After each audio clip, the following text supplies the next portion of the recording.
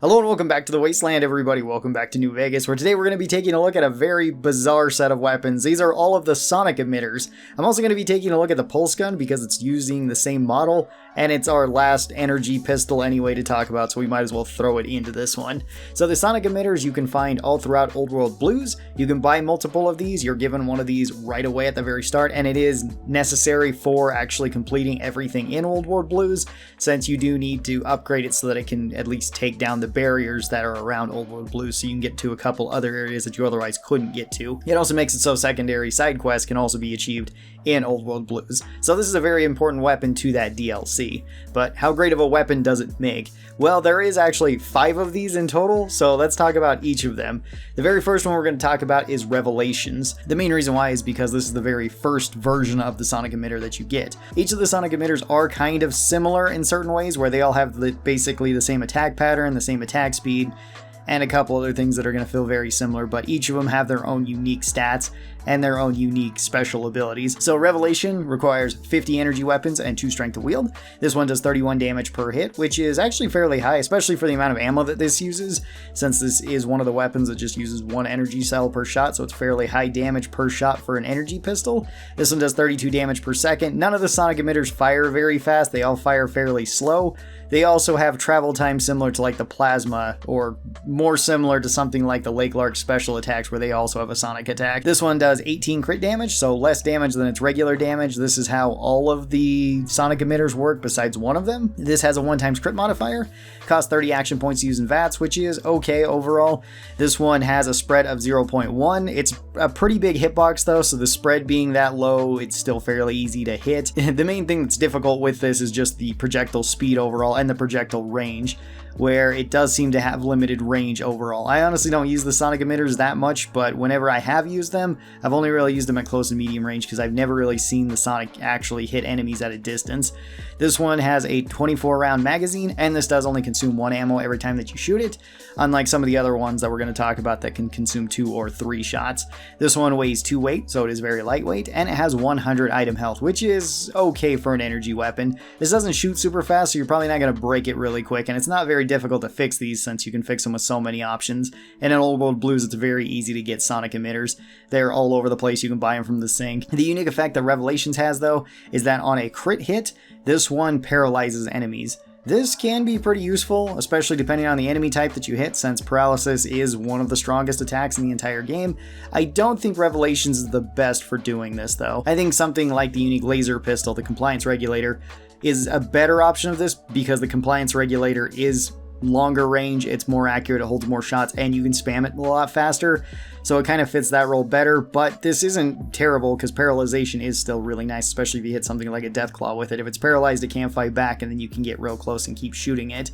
So in a one-on-one fight, you can potentially beat anything with Revelation, assuming that you do get the paralyzing strike on them. The general pros are that they do have good damage. They're actually pretty good damage per shot, considering them against other energy pistols.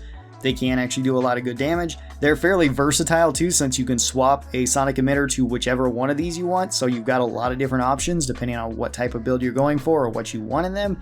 And this one does have good ammo. The energy cells in general are just really nice. Most of the energy weapon bullets are actually really, really good. This one is very strange. I don't really use the Sonic Emitter that much because it feels weird.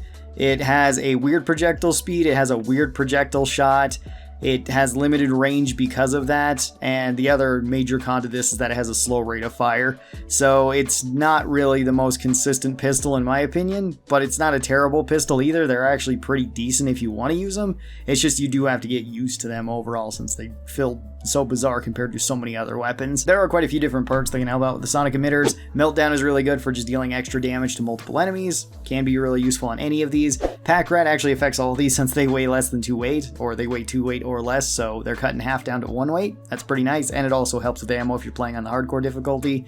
Pyromaniac helps one of these, that is the Tarantula, which makes it so you get even more damage, which is really nice. It's the only one that affects that. It doesn't affect the other ones. And even though the Robo Scorpion one does have explosive damage on it, explosive perks do not help it besides something like and stay back, since that would give you damage reduction from the explosion, but it wouldn't actually give you more explosive damage if you took like Demo Expert with it. And then Laser Commander actually works with these, so you can get better crits with them, which is a really big bonus. Laser Commander is a fantastic perk, and it's kind of strange that it works for this, but not all of the other weapons that you might think would be affected by Laser Commander. The pulse weapons are one of them, though, strangely enough. For the different ammos, we have quite a few different ones. We have the regular energy cells. These get you regular damage, but they do punch through 2 armor, so they're pretty nice. They're very common as well. And you can also recycle these into other different energy cells. You can have bulk cells. These ones reduce your damage a little bit, but they break your gun slower. They can be kind of nice, especially with some of these, or if you just want to kill smaller enemies, then the bulk cells can be pretty good, and you can buy them in bulk from different vendors. You have the overcharge cells. These give you more damage, punch through more armor, and break your weapon a lot faster. They can be pretty nice. You got the max cells, which give you even more damage, punch through even more armor, but break your weapon really fast. These ones can actually be really good if you want to throw them on like Tarantula or Robo Scorpion, where you get extra damage, so max cells actually aren't bad in this.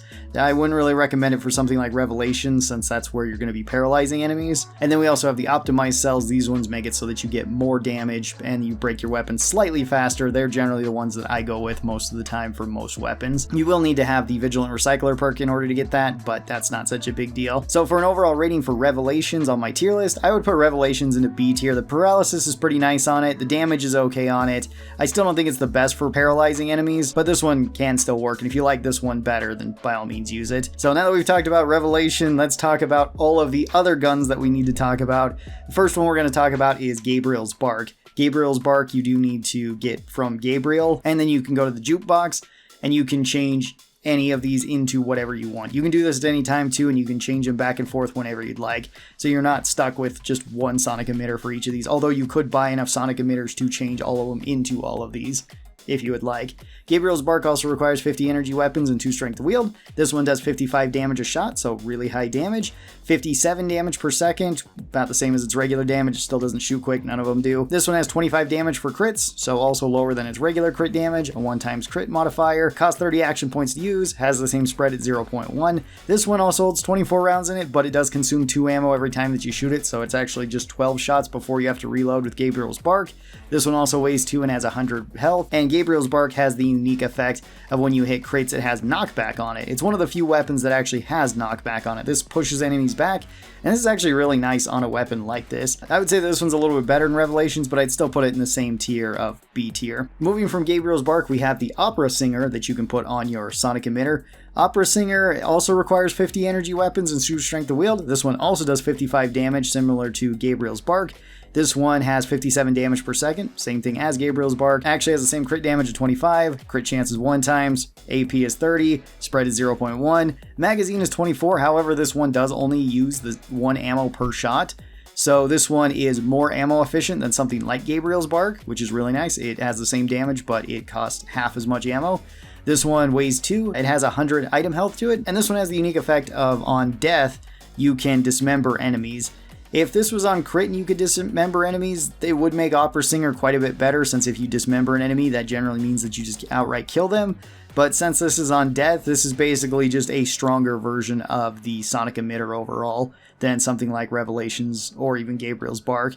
However, this one I think is honestly the weakest of the Sonic Emitters, since its unique effect isn't always that useful. Dismembering enemies once they die doesn't really help you a whole lot. It would if you were able to take this into like the Sierra Madre and use it against the ghost people, but since you can't, then killing and ripping apart enemies doesn't really add anything to it. So I usually avoid Opera Singer compared to the other ones, where at least Revelations can paralyze and Gabriel's Bark has knockback on it. I find both those effects a lot more useful than just dismember.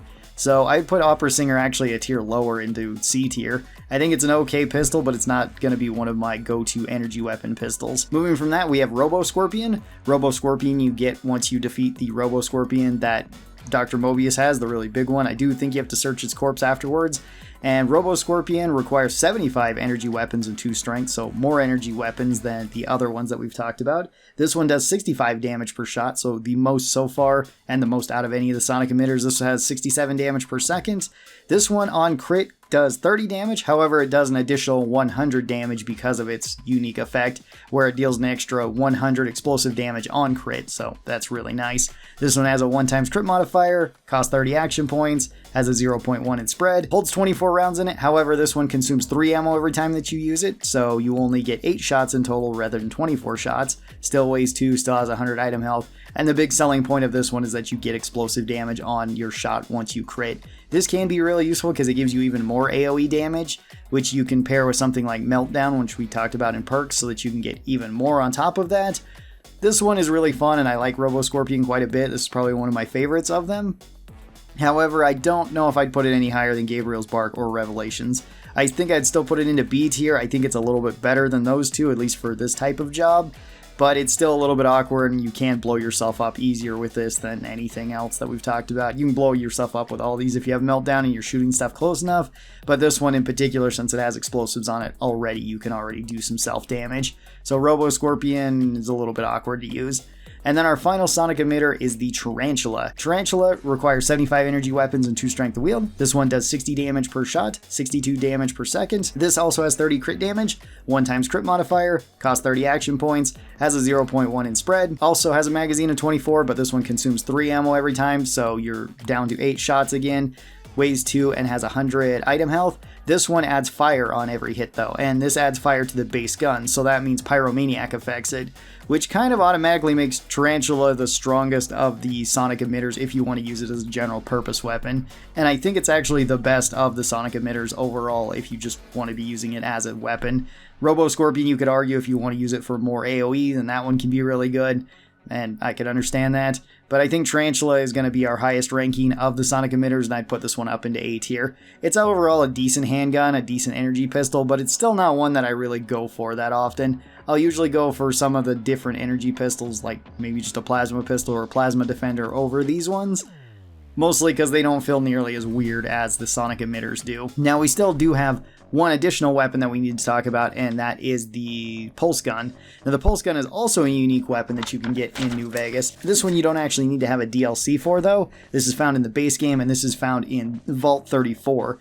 This is the vault full of ghouls and full of radiation.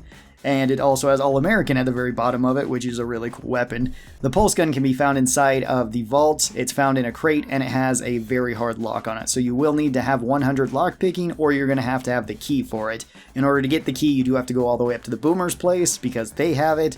And once you get a hold of that, then you can go back down there and unlock this. Or again, if you have 100 lockpicking, you can unlock it. The pulse gun, there is only one of these, at least in the final game. Apparently in the original game, before it sort of got patched, certain enemies could have pulse guns, and other, I think, vendors could have pulse guns too, but there was meant to only be one pulse gun since it's an experimental gun in a vault. The pulse gun is a rather unique weapon too, because it has the same model as the Sonic Emitters, but it doesn't attack the same way. It doesn't have the Sonic attack. This one fires out a beam very similar to like a laser pistol.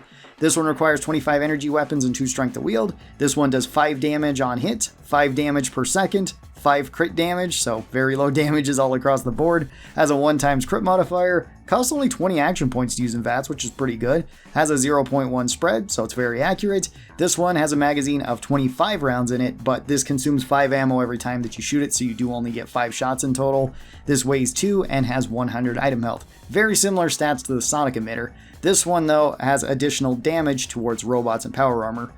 All of the other Sonic Emitters actually have this as well, just not as much as the pulse gun, because every Sonic Emitter deals an additional 50 damage towards robots outside of Big Mountain, or plus 20 damage to robots inside of Big Mountain, as well as power armor. So they do quite a bit less. The pulse gun does 250 damage towards robots, and 110 damage towards power armor enemies. That's actually a ton of damage. That makes it so you're dealing really high damage no matter what the character build is, which makes it so the pulse gun is in a very unique situation where if you do come across robot enemies, even if you haven't built energy weapons at all, this is still a very formidable weapon. So the pulse gun itself can vary heavily though, based on what type of enemy you're fighting. If you're fighting a robot enemy or power armored enemy, I'm going to say that this one is an S tier weapon. But if you're fighting anything else that doesn't have power armor or that's not a robot, it's an F tier weapon because it does almost no damage and it will just eat up more ammo than what it's worth. even just a regular laser pistol would be better than it at that point. So I'm going to split the difference on this one, and I'm going to put this into B tier overall. This is not a bad weapon to be carrying around with you, so long as you just want to use it to take and kill robots. The main issue though is that there's not very many robots throughout New Vegas. There's a lot of them in Oldwood Blues. They'll take actually reduced damage from this, but it's still really good if you want to take it there. And that's probably the best spot to actually use it because that has the most amount of robots. And then there's a couple other locations like Helios 1, the Crashed Vertibird that you can use it on. There's the Securitrons on the Strip that you could use it on. I guess the Securitrons at the end of the game that you could potentially use it on as well. And then that's about it. Most of the other places don't really have robots, so it's a gun that you're not really going to be disappointed if you want to carry it around just to pick off robots. But it might be a gun that you'd be disappointed in if you wanted to use it a lot because there's just not going to be a whole lot of robots overall. And that's actually our last pistol. So overall, would I recommend the Sonic Emitter and the Pulse Gun? The Pulse Gun, yeah, sure. The Pulse Gun's actually really cool to be taking around because if you do come across robots, you can kill them super fast. The Sonic Emitters, maybe. If they're your style of weapon, then absolutely. They're not really my style of weapon, and I don't think a lot of players' style of weapon. So you might end up avoiding these, not necessarily because they're bad, but just because they're so weird. Tell me what your thoughts are on the Pulse Gun and on the Sonic Emitters though, because there's a lot of them. They come in a lot of different flavors, I guess, and some people do genuinely love these things, which I absolutely understand because they are so unique, but for me, they've always just felt really strange, so tell me if you're one of those people. I hope that you guys enjoyed this. Thank you guys so very much for watching it. I hope you guys have a great rest of your day, and I'll talk to you next time. Bye-bye, everybody.